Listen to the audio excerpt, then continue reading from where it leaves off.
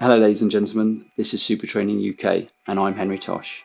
I'm the joint owner of Super Training UK and I'm also the British Powerlifting GB head coach for the classic men's and women's team. And today I'm going to be answering your questions. So let's get started.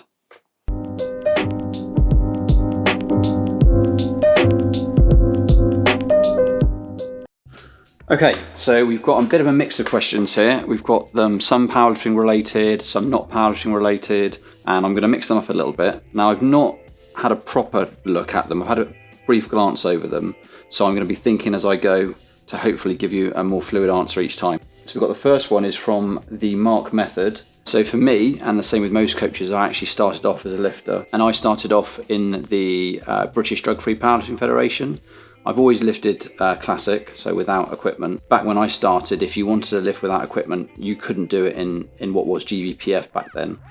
You had to do it in British drug-free powerlifting. So I lifted classic there for a while, and then the IPF brought in the raw classic in about, I think it was about 2011, 2012. Then raw powerlifting in Great Britain and all over the world really took off, and I then moved federation, so I came over because I wanted to lift at the highest standard. Before that, we were in British Drug Free, then the standard jumped up in the IPF and I moved over. I lifted in British Powerlifting for a few years, and it got to the stage where my body wasn't taking it and it just started breaking down. I was going to retire from being a competitive lifter, and I just mentioned to the head coach at the time that I'd like to help out and help coach some of the British lifters. I wanted to still be a part of the sport. I enjoyed going away, I enjoyed being around the sport. So I started off just going along, handling lifters, and then when he stepped down, I took his place. And so that's it really, it's quite organic, starting off, 16-year-old just training, gradually building it up, career as a lifter, short career as a coach, and then head coach. So that's a good question, Eric. The hardest thing about opening Super Training Gym, I know a lot of people opening a gym is their ultimate ambition. A lot of people, it's becoming a personal trainer, working in a gym, and then opening your own gym. So I know there'll be people interested in this, but I think the actual real answer isn't very exciting. The hardest thing is finding the location. I know that's not a very exciting answer, but when we got given notice by our previous intent, so we had a gym for 15 years or so, that wasn't quite like Super Training. It wasn't as much a powerlifting base. It was more a general gym, and we were given notice by landlords, and we had like an 8-month, like a fixed window that we had to be out. So we were under quite a lot of time pressure. 8 months isn't very long to set up and open a gym from scratch. When you want to open up a gym and you find the location, it needs to have the right planning. It needs to have the right planning consent on the building. You can't just turn any building into a gym. You need something called D2 leisure usage, which is a specific planning requirement.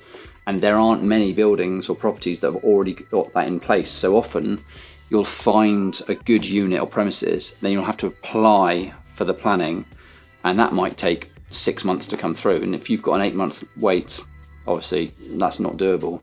And we managed to find this unit, luckily, that already had D2 planning. And then you've got the lease negotiation with the landlords, and that can be quite tricky, and you're trying to meet each other halfway in a lot of things, and you go through a typical negotiation process where you need to be able to say, no, I'm going to walk away, but at the same time you really know that you can't really walk away because there isn't much choice. So the finding of the premises and the negotiating of the lease and the getting in the front door was probably the hardest part of the whole process.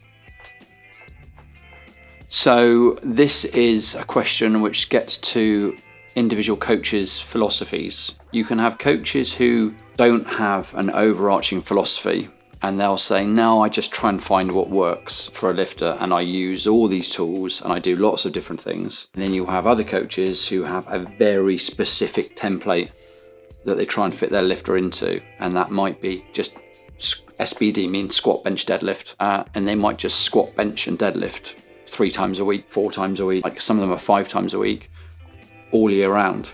Other coaches do the squat, bench and deadlift, but not maybe 3 times a week. They might do one of them once a week. They might do one every 2 weeks.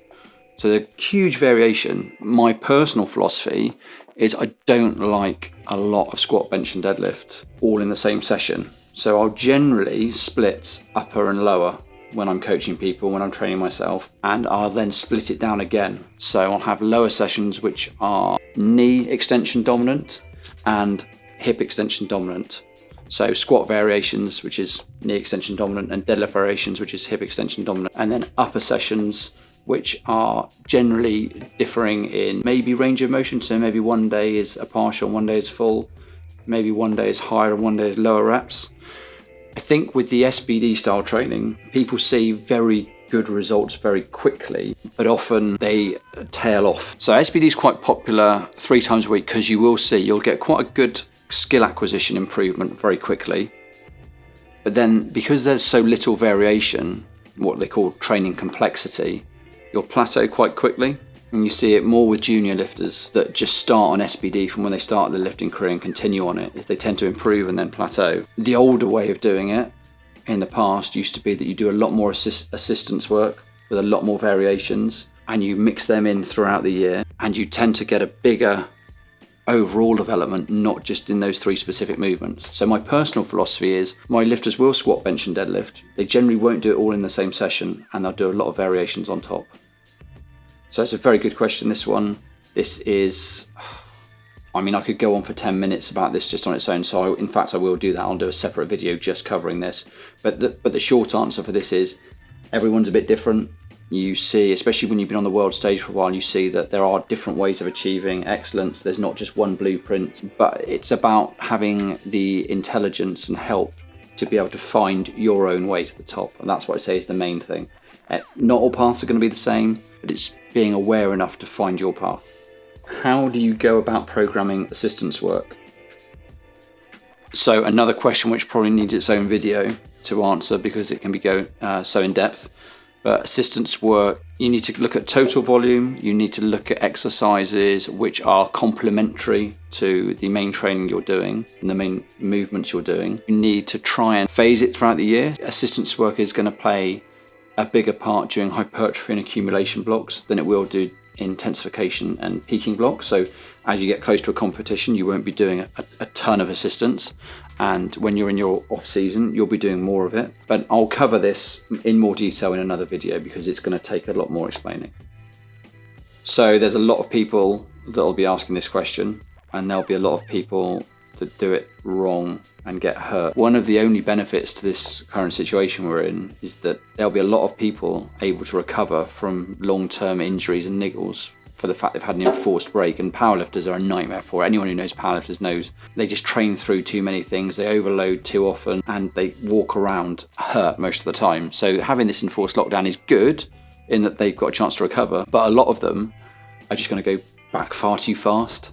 You're just going to get hurt again or get hurt worse. If you think about the body as a powerlifter, as a race car, the force you're developing is the engine, and the support structure of the rest of your body is the chassis. They're going to come back and they're going to wrap that engine up before the chassis is ready. Your body will get its strength back actually quite quickly. Your ability to develop force comes back quite quickly. However, the integrity of your connective tissue comes back slower. And what that means is you'll get too strong for your body and you'll end up with tendon problems, soft tissue problems. So you need a phased approach to returning, and that involves using things like functional isometrics, like Spanish squats, Copenhagen planks, press up holds, these exercises which build isometric force and therefore help strengthen up the tendons and the connective tissue. You need to bring that in and then slowly increase the volume of the actual weight training you're doing, slowly over time. Maybe train full body twice a week for a while, slowly amp it up, and then maybe not until you've been back for 9 weeks do you start thinking about doing higher weight work. If you go back, there'll be people that go back, lift heavy, and they get away with it. They'll be the exception rather than the rule. So what we need from people is a phased approach. Now, I'm going to do a full return to exercise program. We're going to make at least the first 9 weeks of it completely free and available. So I'm going to do that, and it'll be a little step-by-step process. But yeah, don't go back and just hit full through. People will want to, they haven't lifted heavy in ages and they're going to want to put weight on the bar. It'll take more guts to not put weight on the bar. The weaker part is the people who put too much weight on. The stronger part is the people who take their time. So be one of the stronger people. What's in your team selection spreadsheet? Okay, so of all the areas of my job as the GB head coach, the one which causes the most controversy is the teams that actually get picked for international. The problem is there isn't a hard and fast exact, I mean, you'd think there would be because you're lifting weights and the person who lifts the most weight, but there isn't actually a hard and fast exact way of picking a team.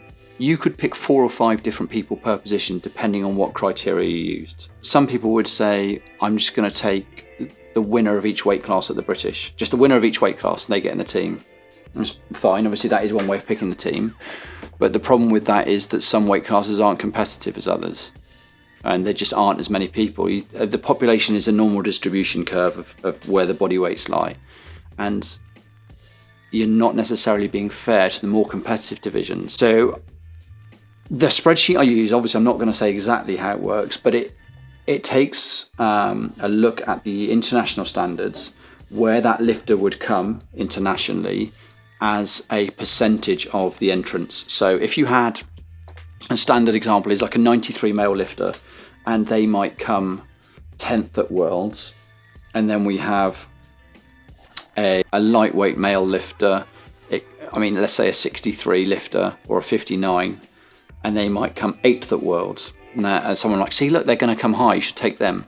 But what you don't see is they might have come 8th out of 9. There might only be 9 lifters entered for Worlds. Whereas the 93, maybe you've got 30. So they've actually come 10th out of 30. So really, when you look at it, that 93 lifter is at a higher standard. So that's where the complexity comes in. So sometimes I might take 2 people in a weight class and not 1 from another weight class, because I think those people, and when you look at the numbers, it's demonstrated those people are of a higher standard. And again, there are often times where it's a very, very close call, and you're talking literally a couple of kilos here or there comparing weight classes. And I understand that sometimes people are going to be disappointed, but we have to have someone doing this job to make those decisions. And I was chosen to do that job, and I make those decisions, and unfortunately sometimes not everyone is happy. What do you love more, powerlifting or dogs? That one's easy. Dogs. Do you have a defining moment in your career? So I'm not sure whether this is career as lifter or career as coach. Career as lifter, probably my favourite memory is before I joined the IPF, lifting in the BDFPA World Drug-Free Powerlifting in Glasgow in 2011, I think it was. And I did a 310 kilo deadlift weighing 100 kilos. I say that's probably my favourite lift. It was the last lift of the day. It was like, I think it was like 10:30 at night. We weighed in at 8 in the morning. It was an absolutely epic day. I'd hit everything pretty much I wanted to, and it was just literally, it was to win the overall title. And it just capped off a great day of lifting. For coaching, defining moment in my career, the defining moment in my coaching career is actually the biggest mistake I've made. So the biggest mistake I ever made was when I was coaching Sherry Miles at Worlds in Belarus 4 years ago. I went to put in her second deadlift attempt, and I took too long. And when you're at an international, it's not like when you're at a regional, where when you go to the desk, there's a little bit of leeway. You're meant to have 60 seconds to get the next attempt in, and whether you stick to it or not doesn't always matter. At Worlds, it matters. The clock is literally on the screen, and Sasha, who's normally the guy taking it off you, once it's clicked down, they don't take it. You just get a shake of the head. And I went to the desk as it went from 1 to 0, handed it, and I put it on as it went to 0, and there was no, like, that's it, she hadn't taken it, and I'm like stood there going, oh my god. The problem was I'd spent too long chatting to her about what attempt to put in, so I had to go back to her, and what happens then is it just gets put up 2.5 from your previous successful attempt. So off the top of my head, I think she maybe have opened on 190, so it went to 192.5. Now she wanted 200, and there wasn't much point in her coming out in the second round going 192.5, and then the third round going 200. So after a chat with the most experienced coach in the world, who was coaching the British team at the time, Aaron, he said, just get her to miss the second attempt, get her to miss the second deadlift and come back for the third. And luckily she saved me, because she came back on that third deadlift and she got, I think it was 200, it might have been 202.5. And I was relieved as she was, because I knew that I'd screwed up. It wasn't her fault, it was completely my fault. But from that, it taught me a lesson, and it taught me that I'd got too relaxed in doing that role of handling people, and that you can't afford to take your eye off the ball for a second. I was so relieved that she'd got it, but it taught me a valuable lesson about paying attention and acting professionally. What is the most unorthodox game day strategy you've applied at an international? So the honest answer to this is, I haven't done anything which you'd call unorthodox at an international, and partly because you shouldn't really need to do anything unorthodox. People, I think with handling, with game day work and handling, people can try and overcomplicate what they're trying to do, and actually it's fairly basic.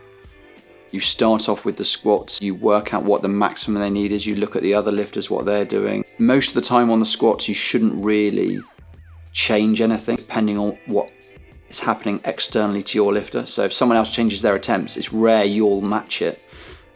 You'll often be looking just to maximize your own lifter. The only time that changes is if there's medals involved, really. So if you've got someone who's got the chance of a medal or a world record, then you might alter things depending on what everyone else is doing, but that's not really unorthodox. You're just trying to watch everything as it goes along. At international level, most of the other coaches are too savvy for anything like that. What we'll often do is put in a deliberately low deadlift opener and then change it at the last minute, but that's not unorthodox, that's quite standard. I mean, if you did that at a nationals or regionals or something, people might think, whoa, that's a bit. But once you get to international, everyone knows the tricks. All the Eastern European coaches know, all the Northern European coaches, the Scandinavian coaches, they know what's going on. So you can't really fool them. And especially with open IPF now, everyone's just a phone click away from seeing what all the lifters' best lifts are in the last 12 months. So it's hard to throw a curveball that way. And if you start thinking like that and trying to do anything too complicated, the chances are you might just mess up your lifter. So at international level, no, there's nothing really that unorthodox. The most unorthodox thing I've seen is probably when coaches make mistakes with their lifters. So opening too heavy, when they know that it's going to be a struggle, and then watching them bomb out. And you think of that and you think, well, it's unorthodox, but it was also wrong. Or watching a lifter who hasn't hit depth yet in the warm-ups and then still putting their opener up. And I've seen that more than 4 or 5 times at internationals, and it rarely pays off. So generally speaking, unorthodox, probably stay away with that when you're handling a lifter. And that is it. That is all the questions. So I'm going to be doing some follow-up videos on some of the longer questions that could be expanded into. And what we're going to do, I think, is we're going to put up a poll on the Instagram page as to who wants to see what video first. So we'll put the titles of those videos up for 10-minute ones, and you just vote for the one you want to see next. All right. Thanks very much, guys. I hope you're looking after yourselves, and I hope we can all get back to using a gym and training normally as soon as possible. Thank you very much. Peace. I'm out.